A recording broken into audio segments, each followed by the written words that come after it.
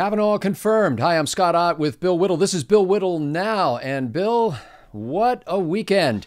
As everybody on earth must know by now, Brett Kavanaugh, the federal judge, was approved as confirmed by the Senate as President Trump's nominee to the U.S. Supreme Court after quite a battle and a 50-48 vote, one of the tightest margins in history. Bill, I got a couple of questions for you. Number one, because of all the allegations against Kavanaugh during the course of this confirmation process, how do you think that baggage will affect his ability to serve on the court? Well, the beautiful thing about the Supreme Court, Scotty, is that we do everything we can to insulate them from this kind of external political pressure, right? That's why they have lifetime appointments and presumably trying to keep them as immune from public pressure as possible. Anything that Kavanaugh votes on is going to be declared illegitimate by the progressive left, but that's not a surprise. It could be anything that Judge X had voted on, because we know that it wasn't just Brett Kavanaugh that was going to be utterly smirched like this. It was Justice X, right? It was nominee X. It didn't matter who it was.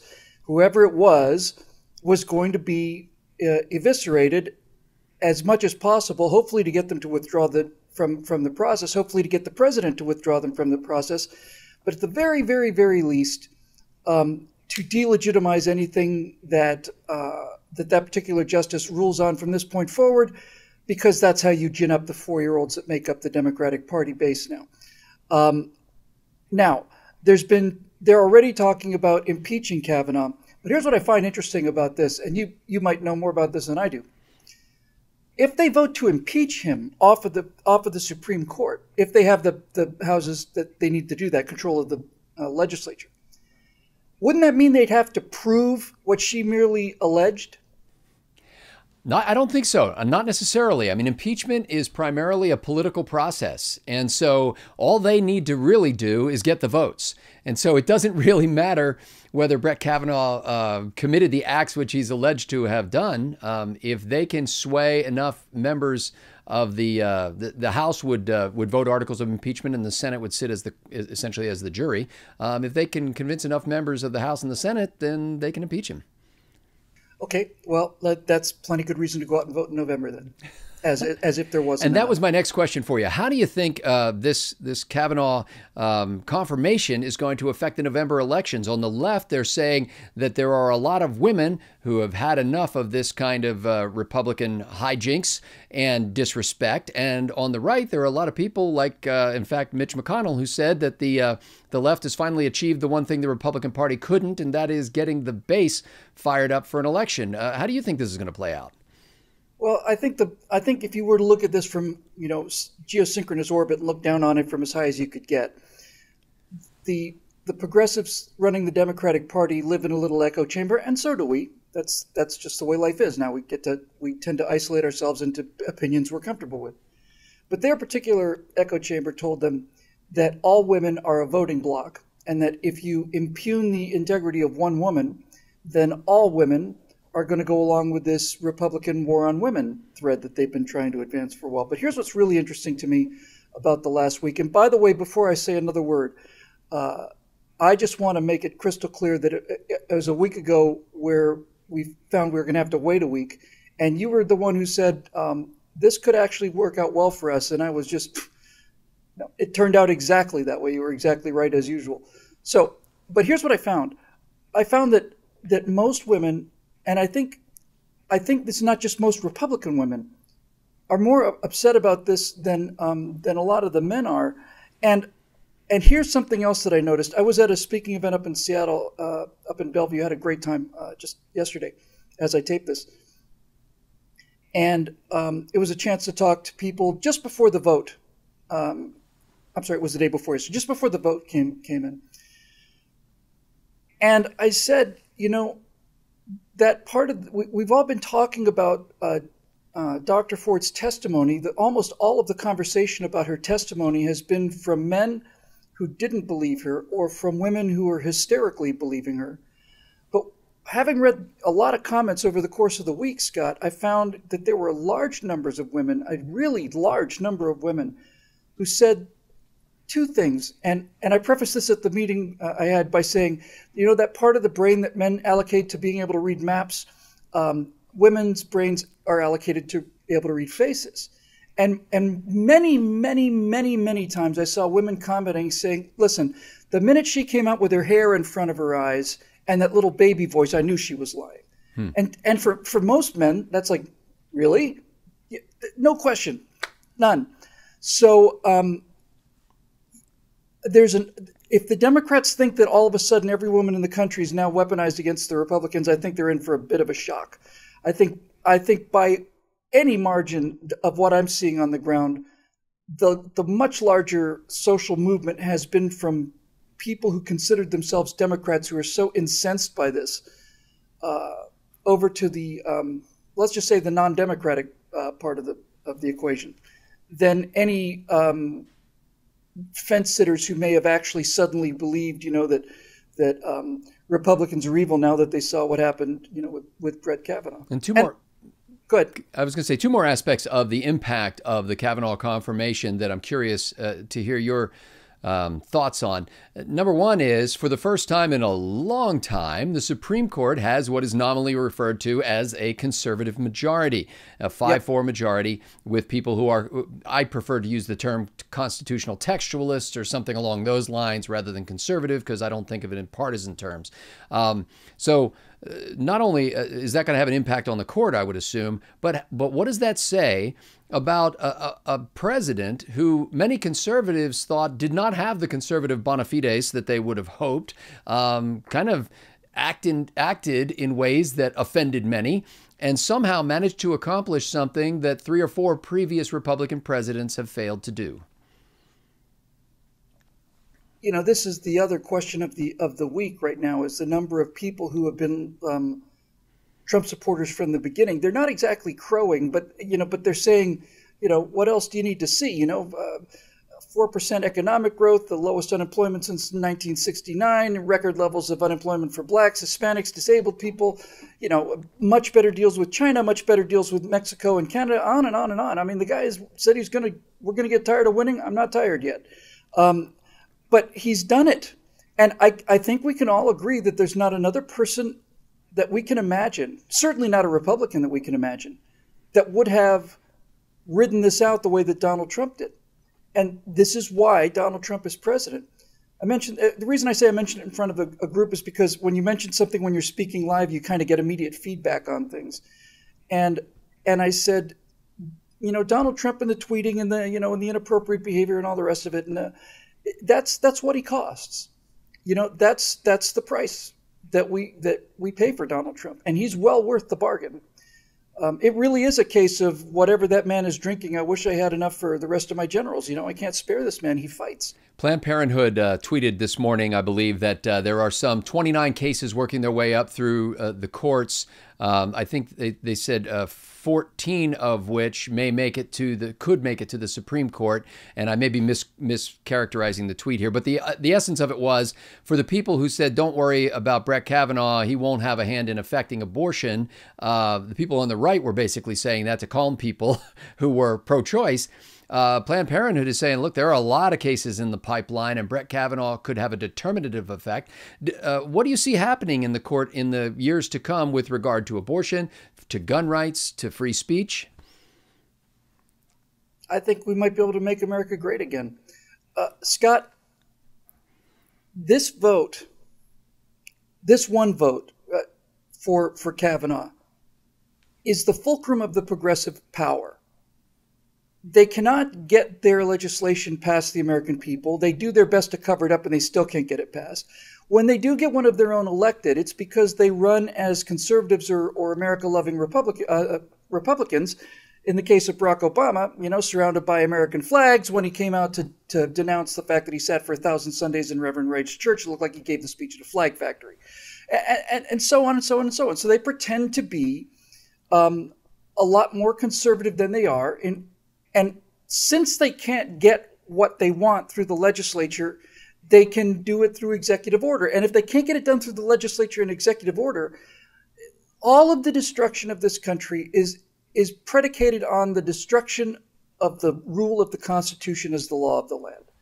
And the one institution that is actually able to accomplish that is the Supreme Court. I don't believe that's what the court's original purpose was, but put that aside for a minute. What that really means is that the progressives can rule America if they can get 5 people to agree with them. And what that really means is progressives can rule America if they can get 1 person to agree with them. If it's 4-4 and there's a swing vote, then that 1 person, in this particular case, Brett Kavanaugh, is the most powerful person in America. By far, by far. And if that person becomes a conservative, then the progressives no longer have the power they need in order to enforce this social engineering change they're so anxious to bring about. They're noticeably silent about the economy because, as President Obama said, you can't just push a button and make the economy grow. Well, you can if the button says cut taxes. That'll do it. Cut taxes. Off it goes. So Trump's just winning across the board. But this is not a Trump issue, and this is not a Kavanaugh issue. This is a 50-year-old, maybe longer. In fact, it's certainly longer. It's certainly longer than that. It's almost a 100-year-old campaign to govern America through the courts when they couldn't do it through the legislature. And I'll go all the way back at least to, I'm not as familiar with Wilson, but at least to Franklin Roosevelt, who wanted to make all of these unconstitutional programs in place. He didn't have the votes on the Supreme Court. He said, fine, I'll pack the courts. And as I say, it's probably one of the least known things about American government structure is that there is no constitutional number of justices on the Supreme Court. It doesn't say how many there are. It says there has to be 1, the Chief Justice, but there could be 3, there could be 9, there could be 20, just to finish the point. And when Roosevelt didn't realize that he didn't have enough of the justices on the Supreme Court to legitimize what he was trying to do, he simply said, fine, I'll just appoint another 12 judges or 8 or 3 or whatever, and we'll have a 12-person Supreme Court. And the court backed down at that point. So this is their power, Scott. This is the lever. This is the lever of progressive power in America. And we just went a long, long way to sawing that lever off down by the floor there. It's interesting that you bring up that long-term project that the Democrats have for packing the court, in essence, the thing that Roosevelt openly tried to do. I've read a lot of criticism in the last day or so from the left, including comments, I believe, by Senator Chuck Schumer, talking about how this long-term project on the part of conservatives to pack the courts, not just the Supreme Court, but the federal bench, from people like the Federalist Society or National Review and other leading legal lights in the conservative movement, as if it were some sort of nefarious act that they were doing behind closed doors. Do you have a different perception of that? Or do you think that, it's turnabout is fair play and the Democrats and Republicans are both fighting dirty on this? What I've been talking about a lot, what I was talking about over this last weekend in Seattle, and what I'm going to continue to talk about is the nature of the people that we're up against. And already, even in my own personal, conservative gladiator bones, there is a part of me that says that when Ginsburg goes, we should appoint it, if not a liberal, then at least a moderate, And I realize that this is just yet another example of how the left has done the damage they've done. They use our own decency against us. They use our own sense of fairness against us.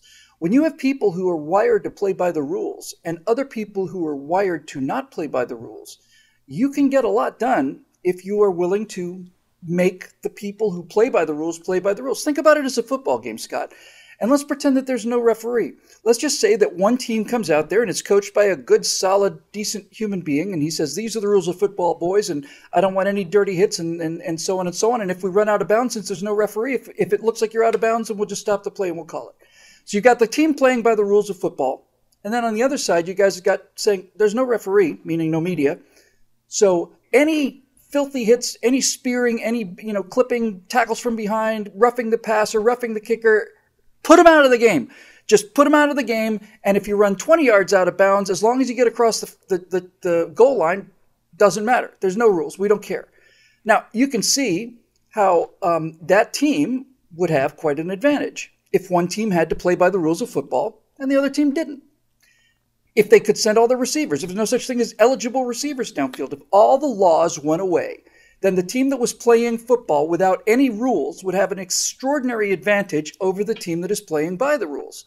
In fact, It's such an advantage that there's simply no way to win if you play by the rules that are not being enforced. And that's the world we live in now. We have a set of rules determined by the Constitution. They've not been enforced because the Supreme Court is the referee, and he's been either looking the other way or purposely saying, no, you're out of bounds, just keep going. And so we have to ask ourselves, well, what are we going to do about this? And what we have to do about this is we have to understand that our sense of fairness that may make even people like me think, well, maybe, no. The reason Brett Kavanaugh is a Supreme Court justice is because Harry Reid destroyed 100 years or more of comedy, of agreement, of just a gentlemanly agreement for the 60-40 vote rather than the 51-49 vote. Harry Reid needed a vote on something. He invoked what used to be called the nuclear option, now I call the Harry Reid option. And because of this, he's got another conservative. So to wrap up my thought about this fairness thing, when Justice Ginsburg or whoever comes up for retirement, I think Donald Trump should appoint the most conservative judges that he can find.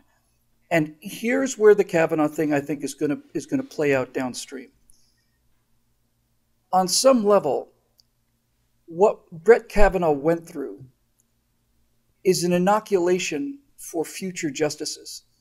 In other words, if they try to do this again, now I'm assuming this is without evidence, right?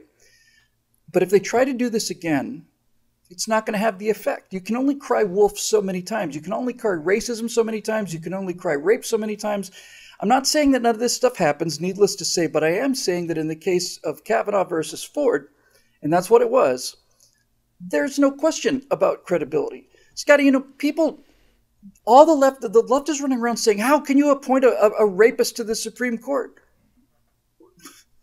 We didn't appoint a rapist to the Supreme Court, you monumental museum-grade idiot. Just because you call somebody something doesn't mean that that's what they are. So I'm not going to go into retrial the whole thing, but just think about this. Dr. Ford's case not only did not contain a shred of evidence, she didn't know where, didn't know when, didn't know who, didn't know how many people. She not only didn't have any evidence, she actually had a fairly significant preponderance of anti-evidence.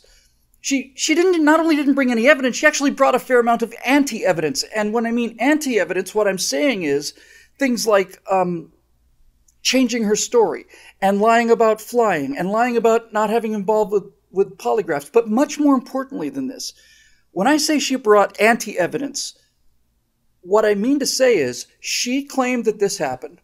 She doesn't know when or where, but she says these 4 people were there and they will corroborate my story. And when all 4 of those people say, we don't know what she's talking about, that's anti-evidence for your case. The fact that you are citing somebody as going to, as somebody who's going to back up your claims, and then that person says, I don't know what they're talking about, that's anti-evidence. So in the future, if we don't have actual evidence against the nominee, they're going to bring every single filthy thing out. If you thought it was tough over Kavanaugh, you wait to see what happens when Ginsburg's time is up, if Republican's still president. And then, but it's not going to work, Scott, in the future. It's not. It's really done, I think. Final question. There are several unlikely heroes that emerge this week. If you take from the Republican side of the fence, Lindsey Graham with his impassioned attack on his Democratic colleagues on the Senate Judiciary Committee. Certainly Susan Collins, who surprised many by voting for confirmation of Judge Kavanaugh. And yet, there's one who may be perhaps the biggest hero of them all. And I'm talking about Senator Jeff Flake of Arizona, the one who called for the FBI investigation and made his vote essentially contingent upon that. That bought a week.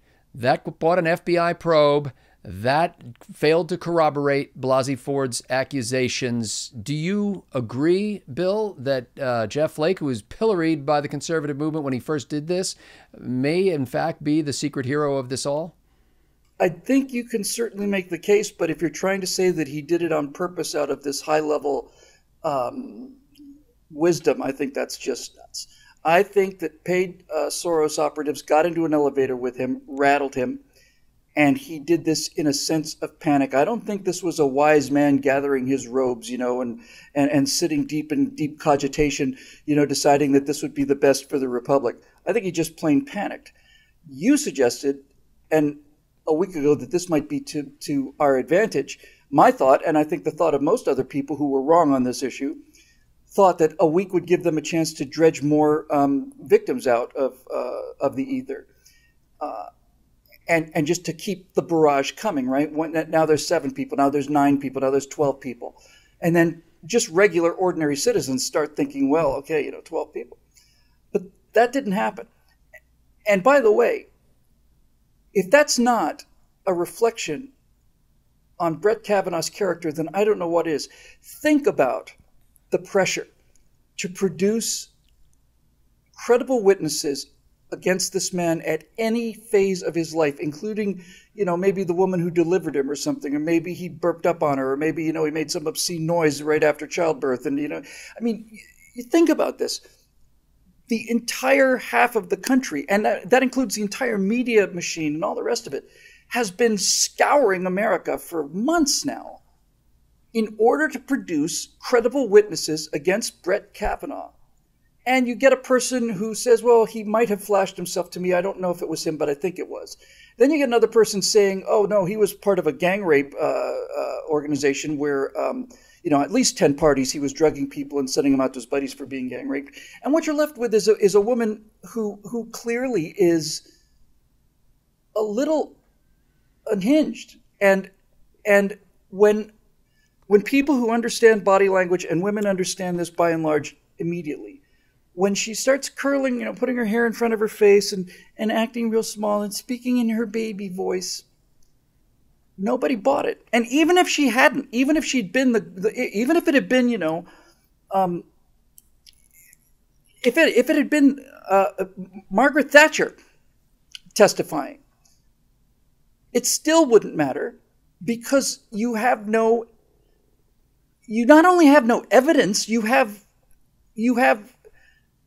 no real story. There's, it's like I said before, I know where I was when Challenger exploded. I know where I was when I heard I know exactly where I was.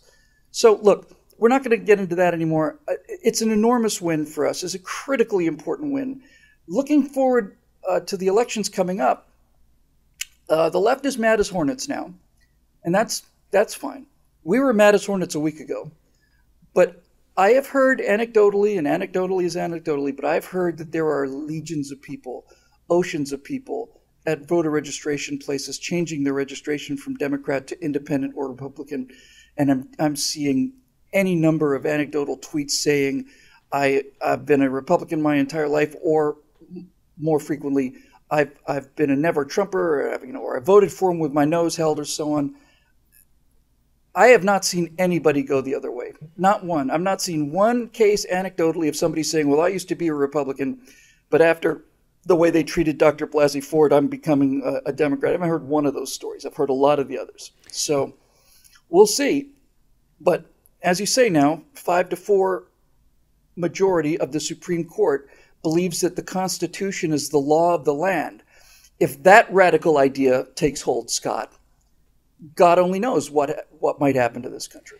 This has been a special edition of Bill Whittle Now. We do 5 editions of Bill Whittle Now each week, and you don't want to miss a single one of them. So if you're watching this on YouTube, hit that notification bell, that Liberty Bell as Bill calls it, to make sure you'll get that email every time we post a new one.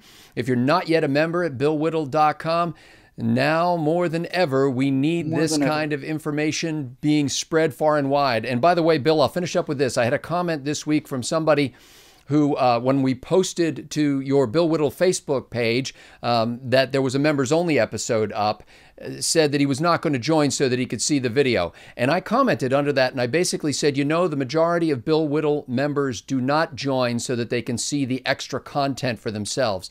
They join because they want to be citizen producers and co-laborers in this field. They want to produce this content and distribute it around the world. And we thank those people. They're paying $9.95 a month for the privilege of spreading the word. We invite you to join them.